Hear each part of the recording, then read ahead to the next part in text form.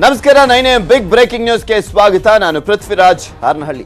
ಕನ್ನಡಕ್ಕಾಗಿ ಕೈ ಎತ್ತಿದ ಕನ್ನಡಿಗರು ಕನ್ನಡದ ಬಗ್ಗೆ ಕೆಟ್ಟದಾಗಿ ಮಾತನಾಡಿದ್ದಕ್ಕೆ ತಪರಾಕಿ, ಕೆಟ್ಟದಾಗಿ ಮಾತನಾಡಿದ್ದಕ್ಕೆ ಬಿತ್ತು ಧರ್ಮದೇಟು.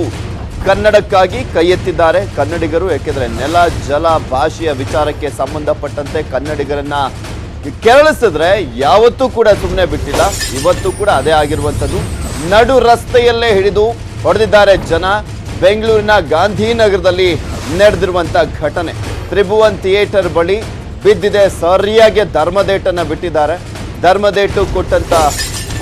ಧರ್ಮದೇಟನ್ನ ಕೊಟ್ಟು ನಂತರ ಪೊಲೀಸರಿಗೆ ಒಪ್ಪಿಸಿದ್ದಾರೆ. ಉಪಾರ್ಪೇಟೆ ಪೊಲೀಸರ ವಶದಲ್ಲಿ ವಧೆ ತಿಂದಂತ ವ್ಯಕ್ತಿ ಇದ್ದಾನೆ.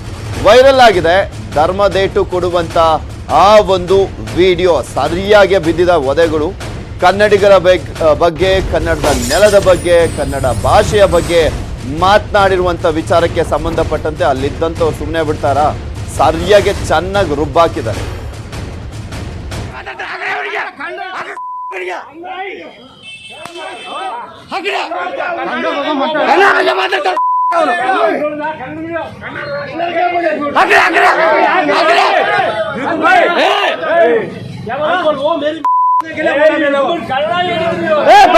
ಕನ್ನಡ ಬಗ್ಗೆ ಮಾತಾಡ್ತಾರ ಮಗ ಅವನು.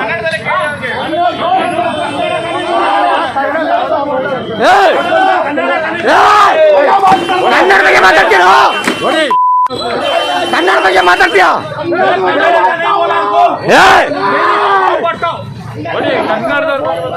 ಹಾಕ್ರಿ ಅವನಿಗೆ ಮಗನಿಗೆ ಹಾಕ್ರಿ. ಕನ್ನಡ ಬಗ್ಗೆ ಮಾತಾಡ್ತಾರೆ ಹಾಕ್ರಿ ಅವನಿಗೆ.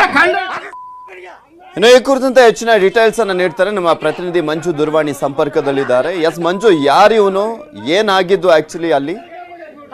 ಈತ ಮೂಲತಃ ಆಂಧ್ರದವನು. ಈತ ಏನು ಕನ್ನಡದ ಮತ್ತೆ ಕನ್ನಡದ ವ್ಯಕ್ತಿಗಳ ಬಗ್ಗೆ ಕೆಟ್ಟದಾಗಿ ಮಾತನಾಡಿದ ಅನ್ನುವಂತ ಒಂದು ಕಾರಣಕ್ಕೋಸ್ಕರ ಮೆಜೆಸ್ಟಿಕ್ ನ ಬಳಿ ಇರುವಂತಹ ತ್ರಿಭುವನ್ ಟ್ಯಾಕ್ಸಿಸ್ ನ ಮುಂಭಾಗದಲ್ಲಿ ಎಲ್ಲರೂ ಸೇರ್ಕೊಂಡು ಈತನ ಮೇಲೆ ಥಳಿತ ಮಾಡಿದ್ದಾರೆ. ಜೊತೆಗೆ ಈತನನ್ನ ಹೊಡೆದಿದ್ದಷ್ಟೇ ಅಲ್ಲದೆ ಈತನನ್ನು ಉಪ್ಪಾರಪೇಟೆ ಪೊಲೀಸರು ಕೂಡ ಒಪ್ಪಿದ್ದಾರೆ.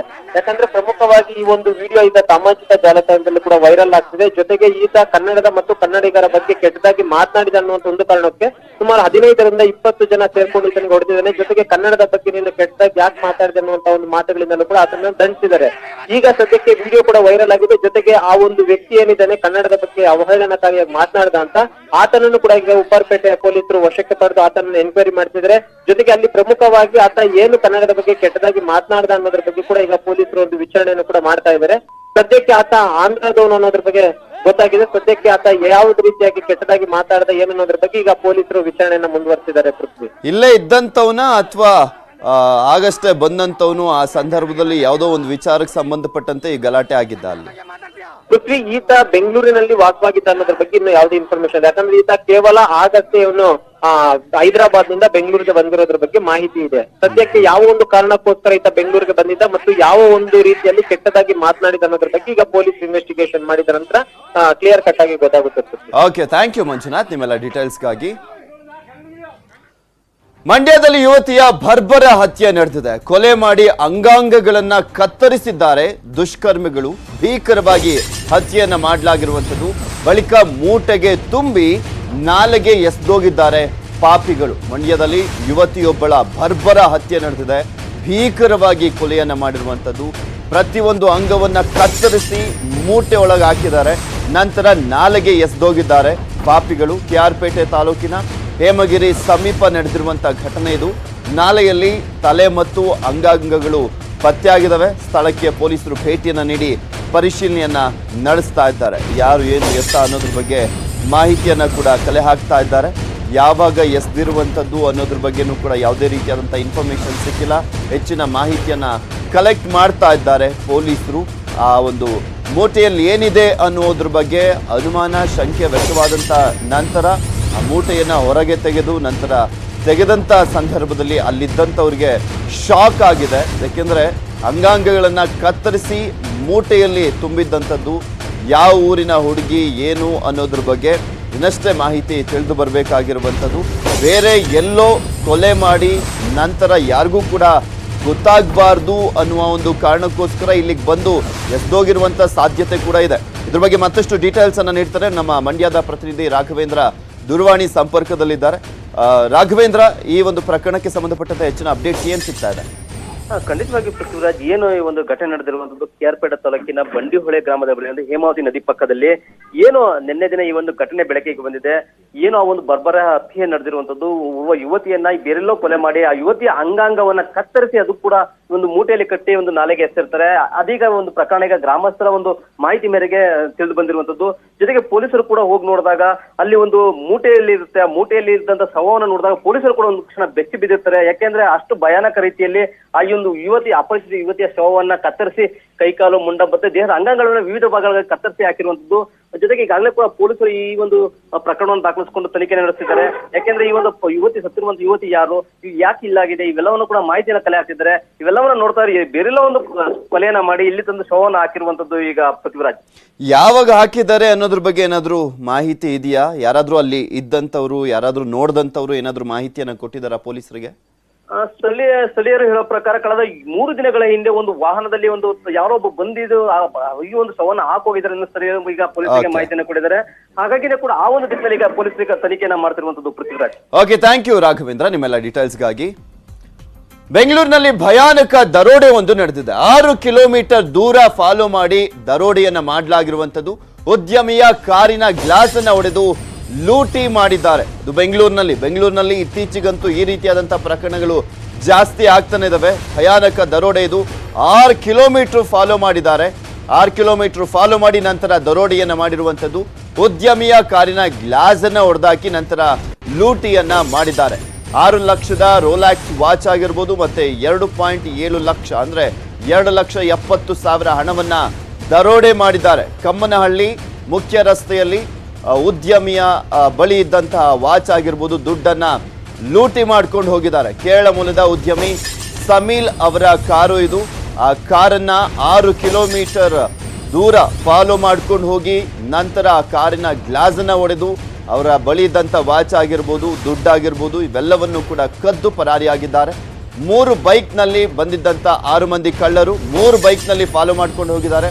ಉದ್ಯಮಿ ಕಾರನ್ನ ನಿಲ್ಲಿಸಿ ಊಟಕ್ಕೆ ಹೋದಂತ ಸಂದರ್ಭದಲ್ಲಿ ದರೋಡೆಯನ್ನ ಮಾಡಲಾಗಿದೆ. ಕಾರಿನ ಗ್ಲಾಸ್ ಹೊಡೆದು ಹಣ ಮತ್ತೆ ವಾಚ್ ಅನ್ನ ಲೂಟಿ ಮಾಡ್ಕೊಂಡು ಹೋಗಿದ್ದಾರೆ.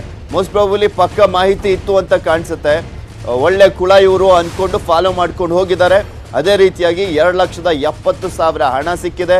ಮತ್ತೆ ರೋಲ್ಯಾಕ್ಸ್ ವಾಚ್, ಅತ್ಯಂತ ಕಾಸ್ಟ್ಲಿ ಆದಂತ ಒಂದು ವಾಚ್ ಕೂಡ ಇವರಿಗೆ ಸಿಕ್ಕಿದೆ. ಇದ್ರ ಬಗ್ಗೆ ಮತ್ತಷ್ಟು ಡೀಟೇಲ್ಸ್ ಅನ್ನ ನೀಡ್ತಾರೆ ನಮ್ಮ ಪ್ರತಿನಿಧಿ ಮಂಜು. ದೂರವಾಣಿ ಸಂಪರ್ಕದಲ್ಲಿದ್ದಾರೆ. ಸೊ ಮಂಜು, ನೋಡ್ತಾ ಇದ್ವಿ 6 ಕಿಲೋಮೀಟರ್ ಫಾಲೋ ಮಾಡ್ಕೊಂಡು ಹೋಗಿರುವಂತದ್ದು. ಆ 3 ಬೈಕ್ ನಲ್ಲಿ ಬಂದಂತವರು ಯಾರು ಏನು ಅನ್ನೋದ್ರ ಬಗ್ಗೆ ಮಾಹಿತಿ ಸಿಕ್ಕಿದ್ಯಾ? ಏನು ಹೇಳ್ತಾರೆ ಆ ಉದ್ಯಮಿ? ಪೃಥ್ವಿ, ಇದು ಇದೇ ತಿಂಗಳು 11ನೇ ತಾರೀಕಿನಂದು ನಡೆದಿರುವಂತಹದ್ದು. ಸಮೀಲ್ ಎನ್ನುವಂತಹ ಕೇರಳ ಮೂಲದ ಉದ್ಯಮಿ ಇದ್ದಾನೆ. ಈತ ತನ್ನ ಬ್ಯಾಂಕ್ಗೆ ಅಕೌಂಟ್ಗೆ ಹಣವನ್ನು ಹಾಕುವಂತ ನಿಟ್ಟಿನಲ್ಲಿ ಕಮ್ಮನಹಳ್ಳಿಗೆ ಸುಮಾರು 3 ಲಕ್ಷ ಹಣವನ್ನು ತಗೊಂಡೋಗಿರ್ತಾರೆ.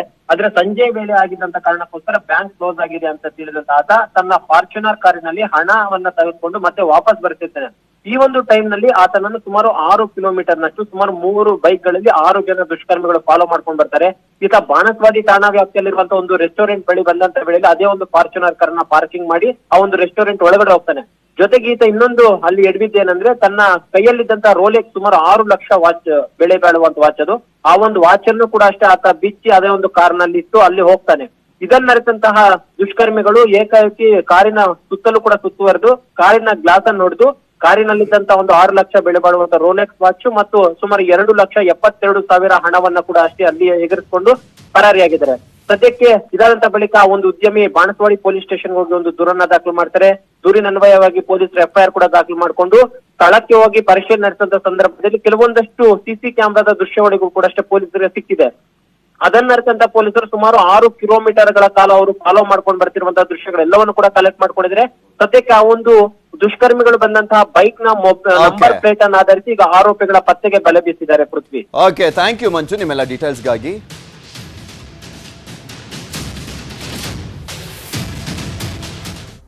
ವಿಜಯಪುರದ ನಾಗಠಾಣ ಶಾಸಕರಿಗೆ ಬೆದರಿಕೆ ಬಂದಿದೆಯಂತೆ. ಗಂಧ ಕದಿಲಿಕ್ಕೆ ಬಂದವರಿಂದ ಜೀವ ಬೆದರಿಕೆಯನ್ನ ಒಡ್ಡಲಾಗಿದೆ. ನಾಗಠಾಣ ಶಾಸಕ ದೇವಾನಂದ ಚೌಹಾಣ್ ಅವರು ಆರೋಪವನ್ನ ಮಾಡಿರುವಂಥದ್ದು. ಜೀವ ಬೆದರಿಕೆ ಕರೆ ನನಗೆ ಬಂದಿದೆ, ಗಂಧದ ಮರ ಕದಿಲಿಕ್ಕೆ ಬಂದವರಿಂದ ಈ ರೀತಿಯಾಗಿ ಮಾಡಲಾಗಿದೆ ಅಂತ ಅವರು ಆರೋಪವನ್ನ ಮಾಡಿದ್ದಾರೆ. ಅಕ್ರಮ ಮರಳುಗಾರಿಕೆ, ಗಾಂಜಾ ಮಾರಾಟ ಜೋರಾಗಿದೆ ನಮ್ಮ ಕ್ಷೇತ್ರದಲ್ಲಿ. ಅಕ್ರಮ ಚಟುವಟಿಕೆಗಳ ಬಗ್ಗೆ ನಾನು ಧ್ವನಿ ಎತ್ತಿದೆ, ಇದೇ ಕಾರಣಕ್ಕೆ ನನಗೆ ಜೀವ ಬೆದರಿಕೆ ಕರೆ ಬಂದಿದೆ ಅಂತ ಹೇಳಿದ್ದಾರೆ ನಾಗಠಾಣದ ಶಾಸಕರು ದೇವಾನಂದ ಚೌಹಾಣ್ ಅವರು. ಜನಪ್ರತಿನಿಧಿ ಪರಿಸ್ಥಿತಿಯೇ ಹೀಗಾದ್ರೆ ಹೇಗೆ, ಜನಸಾಮಾನ್ಯರನ್ನ ಕಾಪಾಡುವಂತವರು ಯಾರು ಅನ್ನೋದ್ರ ಬಗ್ಗೆ ಪ್ರಶ್ನೆಯನ್ನ ಮಾಡಿದ್ದಾರೆ. ಎಸ್ಪಿಗೆ ದೂರನ್ನ ನೀಡಲಿಕ್ಕೆ ಮುಂದಾಗಿದ್ದಾರೆ ಶಾಸಕ ದೇವಾನಂದ ಚೌಹಾಣ್ ಅವರು. ಅವರಿಗೆ ಜೀವ ಬೆದರಿಕೆ ಕರೆ ಬಂದಂತ ವಿಚಾರಕ್ಕೆ ಸಂಬಂಧಪಟ್ಟಂತೆ ಎಸ್ಪಿಗೆ ಅಂದ್ರೆ ಆ ಒಂದು ಕರೆ ಬಂದಂತ ಹಿನ್ನೆಲೆ, ಯಾವ ಕಾರಣ ಏನು ಅನ್ನೋದ್ರ ಬಗ್ಗೆ ಕಂಪ್ಲೀಟ್ ಆದಂತ ಮಾಹಿತಿಯನ್ನ ನೀಡಲಿಕ್ಕೆ, ದೂರನ್ನ ಕೊಡ್ಲಿಕ್ಕೆ ಎಸ್ಪಿ ಅವರ ಬಳಿ ಹೋಗಿರುವಂಥದ್ದು. ನನಗೆ ನನ್ನ ಕುಟುಂಬಕ್ಕೆ ಏನಾದರೂ ಆದ್ರೆ ಯಾರು ಹೊಣೆ, ಎಲ್ಲದಕ್ಕೂ ಕೂಡ ಜಿಲ್ಲಾಡಳಿತವೇ ಹೊಣೆಯಾಗಬೇಕು ಅಂತ ಕೂಡ ಹೇಳಿದ್ದಾರೆ ಜೆಡಿಎಸ್ನ ಶಾಸಕ ಡಾಕ್ಟರ್ ದೇವಾನಂದ ಚೌಹಾಣ್ ಅವರು. ಇನ್ನು ಶಾಸಕ ದೇವಾನಂದ ಚೌಹಾಣ್ ಅವರನ್ನ ನಮ್ಮ ಪ್ರತಿನಿಧಿ ಮಾತನಾಡಿಸಿದ್ದಾರೆ. ಏನ್ ಹೇಳಿದ್ರು ಕೇಳೋಣ. ಹಿಂದಿನಿಂದಲೂ ತಮಗೆ ಜೀವ ಬೆದರಿಕೆ ಇದೆ ಅಂತ ಹೇಳಿ ವಿಜಯಪುರ ಜಿಲ್ಲೆಯ ನಾಗಠಾಣ ಮೀಸಲು ಕ್ಷೇತ್ರದ ಜೆಡಿಎಸ್ ಶಾಸಕ ಡಾಕ್ಟರ್ ದೇವಾನಂದ ಎಸ್ ಚೌಹಾಣ್ ಅವರು ಹೇಳ್ತಾ ಇದ್ರು. ಬನ್ನಿ ಈಗ ಮತ್ತೆ ಅವರಿಗೆ ಜೀವ ಬೆದರಿಕೆ ಆಗಿದೆ, ಬೆದರಿಕೆ ಹಾಕಿದ್ರೆ ಅಂತ ಹೇಳ್ತಾ ಇದ್ದಾರೆ. ಯಾವ ವಿಷಯಕ್ಕೆ ಏನಂತ ಕೇಳೋಣ. ಸರಿ ಹೇಳಿ, ನಿಮಗೆ ಜೀವ ಬೆದರಿಕೆ ಇದೆ ಅಂತ ಹಿಂದಿನಿಂದಲೂ ಹೇಳ್ತಾ ಇದ್ರಿ, ಈಗ ಮತ್ತೆ ಬೆದರಿಕೆ ಹಾಕಿದ್ರಂತೆ, ಯಾಕೆ ಯಾರು? ಸರ್, ಮೊನ್ನೆ ದೀಪಾವಳಿ ಅಮಾವಾಸ್ಯೆ ದಿವಸ ಬೆಳಗಿನ ಜಾವ 3 ಗಂಟೆಗೆ ಒಂದು ಗಲಾಟೆಗಳನ್ನು ನಡೀತಾ ಇದ್ರು ಸರ್ ನಮ್ಮ ಕಾಂಪೌಂಡ್ ಹತ್ರ. ಅವಾಗ ಬಾಗಿಲು ತೆಗೆದು ಹೊರಗೆ ನೋಡಿದ ಕೂಡಲೇ ನಮ್ಮ ಒಂದು ಹಳೆ ಸೆಡ್ಡಿನ ಮೇಲೆ ಒಬ್ಬರು ನಿಂತಿದ್ರು, ಕಾಂಪೌಂಡ್ ಮೇಲೆ ಒಬ್ಬರು, ಆನಂತರ ವಾಲಿಯವರು ಈ ಕಡೆ ಕಾಂಪೌಂಡ್ ಕಡೆ ಒಬ್ಬರು, ಆನಂತರ ಶ್ರೀಗಂಧದ ಮರದ ಕಡೆ ಒಂದು 2-3 ಮಂದಿ ಆ ರೀತಿಯ ಒಂದು ಟೀಮನ್ನು ನಮ್ಮ ಕಣ್ಣಿಗೆ ಬಿತ್ತಿರೋದು. ಅದು ಆಗಿದ ಕೂಡಲೇ ಅವ್ರಿಗೆ ನಾ ಕೇಳಿದೆ, ಯಾಕ್ರಪ್ಪ ಏನು ಮಾಡತ್ತೀರಿ, ಯಾಕೆ ಬಂದಿರಿ, ಇಲ್ಲೇನು ಮಾಡತ್ತೀರಿ, ಯಾಕೆ ಬಂದಿದ್ರಿ ಅಂದಿದ ಕೂಡಲೇ ನೀವು ನೋಡಕ್ಕೆ ಬಂದೀವಿ ಅಂತ. ಹಂಗೆ ಮಾತಿಗೆ ಮಾತು ಹಂಗೆ ಬೆಳ್ಕೋತ ಹೋಗಿ ಲಾಸ್ಟಿಗೆ ಅವರು ನಿನ್ನ ಗುಂಡು ಹಾಕಿ ಸಾಯಿಸ್ತೀವಿ ಅಂತೇಳಿ ಅಂದಿದ ಕೂಡಲೇ ನಾನು ಹಾಗೆ ಇಮಿಡಿಯೇಟಾಗಿ ಮೊಬೈಲ್ ತೊಗೊಂಡು ಗ್ರಾಮೀಣ PSI ಅವರಿಗೆ ಫೋನ್ ಮಾಡಿ ಪೊಲೀಸರವ್ರು ಬರೋ ತನಕ ಅವರೆಲ್ಲ ಓಡುವಂತಾರೆ. ಈಗ ನಿಮಗೆ ಯಾರ ಮೇಲಾದ್ರೂ ಸಂಶಯ ಇದೆಯಾ ಈ ನಿಟ್ಟಿನಲ್ಲಿ? ನಿಮ್ಗೆ ಯಾರು ಬೆದರಿಕೆ ಆಗ್ತದೆ, ಯಾವ ಕಾರಣಕ್ಕಂತ ಹೇಳಿ? ಸಂಶಯಗಳು ಪಡುವಂಥದ್ದು ಏನು ಇಲ್ಲರಿ ಸರ್ ಇಲ್ಲಿ. ಯಾಕಂದರೆ ಈಗ ಮರಳು ಮಾಫಿಯಾದಲ್ಲಿ ಅಲ್ಲಿ ಸಂಪೂರ್ಣವಾಗಿರ್ತಕ್ಕಂಥ ಭಾಳ ಜನ ಇನ್ವಾಲ್ವ್ ಅದಾರ. ಅಲ್ಲಿ ಒಬ್ಬರದೇ ಹೆಸರು ಹೇಳೋಕ್ಕಾಗಂಗೆ, ಏನು ಅಲ್ಲಿದವರು ಇಲ್ಲಿ ಮಾಡ್ಯಾರೋ, ಏನು ಇಲ್ಲಿ ಶೋಕಿಗಾಗಿ ಮಾಡ್ಯಾರೋ ಏನು ನನಗೆ ಗುರುತಾಗ್ತಾ ಇಲ್ಲರಿ. ಅದನ್ನು ತನಿಖೆ ಮುಖಾಂತರ ಗುರುತಾಗಬೇಕು. ಅದನ್ನು ತನಿಖೆ ಸ್ವಲ್ಪ ಅತ್ಯಂತ ಒಂದು ಯಾವುದೇ ಒತ್ತಡಕ್ಕೆ ಒಳಗಾಗದೆ ಇವರು ಇಲಾಖೆಯವರು ಮಾಡಿದ್ರೆ ಮಾತ್ರ ಗುರುತಾಗ್ತದೆ. ಈ ಒಂದು ಜೀವ ಬೆದರಿಕೆ ಬಗ್ಗೆ, ಆಮೇಲೆ ದೀಪಾವಳಿ ಅಮಾವಾಸ್ಯೆ ದಿವಸ ಏನು ನಿಮ್ಮ ಮೇಲೆ ಬೆದರಿಕೆ ಹಾಕಿದ್ರಿ, ಮನೆಯಾಗ ಹಿಂದೆ ಬಂದಿದ್ರು, ಅದ್ರ ಬಗ್ಗೆ ನೀವೇನಾದ್ರು ಪೊಲೀಸರು ದೂರು ಕೊಟ್ಟಿದ್ದೀರಾ? ಸರ್, ಈಗಾಗಲೇ ನಾನು ರೆಡಿ ಮಾಡ್ಕೊಂಡಿದ್ದೀನಿ ಸರ್.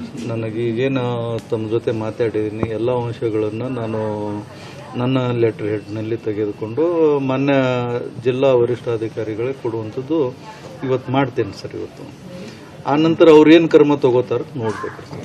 ಈಗ ನಿಮಗೆ ಜೀವ ಬೆದರಿಕೆ ಇದೆ, ನಿಮ್ಮ ಮನೆ ಹತ್ರ ಬಂದು ಗಲಾಟೆ ಮಾಡಿದ್ರೆ ಅಂತ ಹೇಳ್ತೀರಿ, ಮನೆಗೂ ಪೊಲೀಸ್ ರಕ್ಷಣೆ ಏನಾದರೂ ಕೇಳ್ತೀರಾ? ಸರ್, ಈಗ ನಾ ಒಂದು ಮಾತನ್ನು ಹೇಳಲು ಬಯಸ್ತೇನೆ ಸರ್. ಈಗ ನನ್ನ ರಕ್ಷಣೆ ಜೊತೆಗೆ ನನ್ನ ಕುಟುಂಬದ ರಕ್ಷಣೆ ಕೂಡ ಆಗಬೇಕು. ಅಕಸ್ಮಾತ್ ಇಲ್ಲಿ ಏನಾದರೂ ಜೀವ ಹಾನಿಗಳು ಆದರೆ ಇದಕ್ಕೆ ಜಿಲ್ಲಾ ಆಡಳಿತ ಮತ್ತು ಸರ್ಕಾರನೇ ಹೊಣೆಗಾರರು ಅಂತೇಳಿ ನಮ್ಮ ಮುಖಾಂತರ ಸರ್ಕಾರಕ್ಕೆ ನಾನು ಹೇಳಲು ಕೂಡ ಬಯಸ್ತೇನೆ sir. Doctor Devananda S Chauhan ಅವರ ಪ್ರಕಾರ ಈಗೇನವರಿಗೆ 4ನೇ ಬಾರಿ ಈ ಥರ ಜೀವ ಬೆದರಿಕೆ ಬಂದಿದೆ. ಈಗೇನಾದರೂ ಹೆಚ್ಚು ಕಡಿಮೆ ಅವರಿಗಾಗಲಿ ಅವ್ರ ಕುಟುಂಬದವರಿಗಾಗಲಿ ಇದಕ್ಕೆಲ್ಲ ಜಿಲ್ಲಾಡಳಿತನೇ ಹೊಣೆ ಆಗಬೇಕಾಗುತ್ತೆ. ಕೂಡಲೇ ತಮಗೆ ರಕ್ಷಣೆ ಒದಗಿಸಬೇಕು. ಆಮೇಲೆ ತಮ್ಮ ಜೀವ ಯಾರು ಇವರಿಗೆ ಜೀವ ಬೆದರಿಕೆ ಆಗ್ತಿದ್ದಾರೆ ಅವರನ್ನು ಬಂಧಿಸಿ ಸೂಕ್ತ ಕ್ರಮ ಕೈಗೊಳ್ಳಬೇಕಂತ ಹೇಳಿದ್ದಾರೆ. ಕ್ಯಾಮರಾ ಪರ್ಸನ್ ಸುನಿಲ್ ಜೊತೆ ಮಹೇಶ್ ಶೆಡಗಾರ್, ನ್ಯೂಸ್ 18 ಕನ್ನಡ, ವಿಜಯಪುರ. ಅಕ್ರಮ ಚಟುವಟಿಕೆಗಳ ಬಗ್ಗೆ ಧ್ವನಿ ಎತ್ತಿದಂತ ವಿಚಾರಕ್ಕೆ ಸಂಬಂಧಪಟ್ಟಂತೆ ಜೆಡಿಎಸ್ನ ಶಾಸಕರಾಗಿರುವಂತ ದೇವೇಂದ್ರ ಚೌಹಾಣ್ ಅವರಿಗೆ